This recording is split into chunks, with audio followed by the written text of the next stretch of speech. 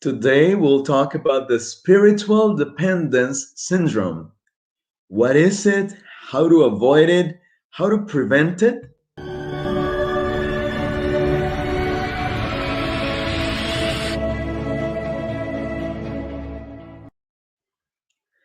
All right, welcome everybody. Let me ask you a question. When was the last time you went to a doctor's visit?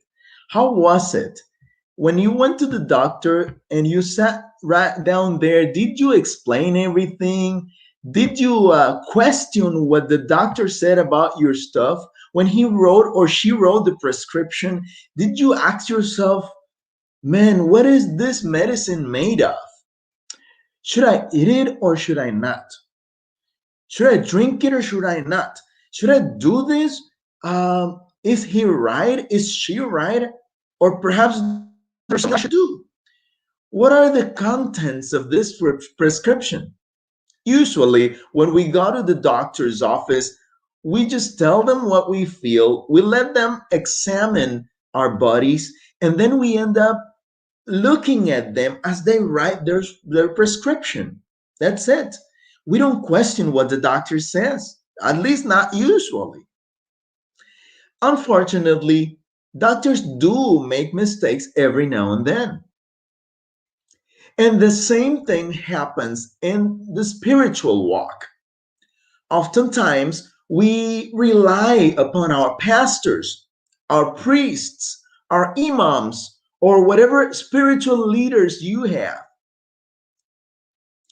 And whatever they say, we tend to do because it's way easier than to go to the back of the labels, in the prescription and examine ingredient by ingredient what this medicine that the doctor prescribed me contains.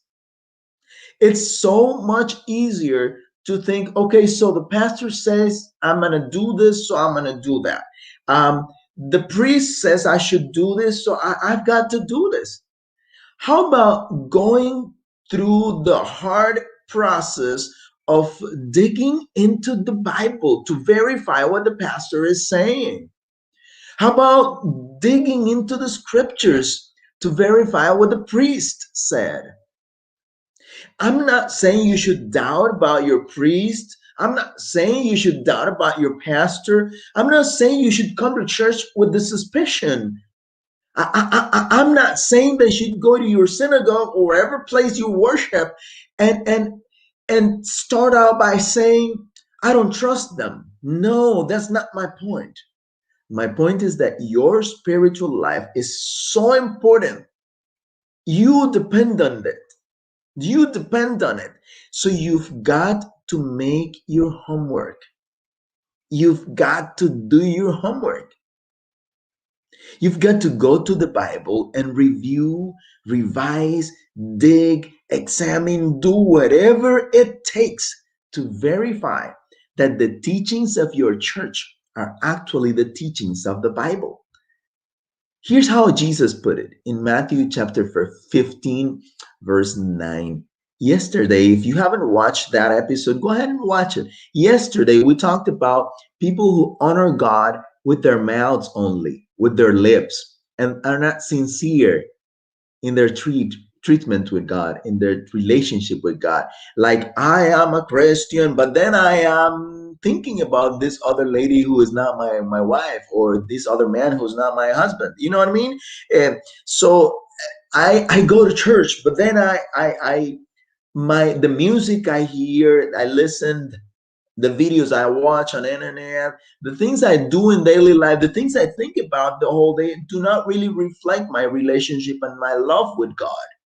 That's what we talked about yesterday. But today we talk about sincere Christians who rely upon their pastors or their priests or the spiritual leaders to continue their journey with God. And as good as that sounds, that is not God's plan. That is not God's plan. God's plan is that you take the hard and tough journey of going through the Bible and verifying every single thing. If you do that, you're way safer. I pray that God will bless you today. God will give you the courage to dig into the scriptures so great that you are able to discover God's will for your own life. God bless you.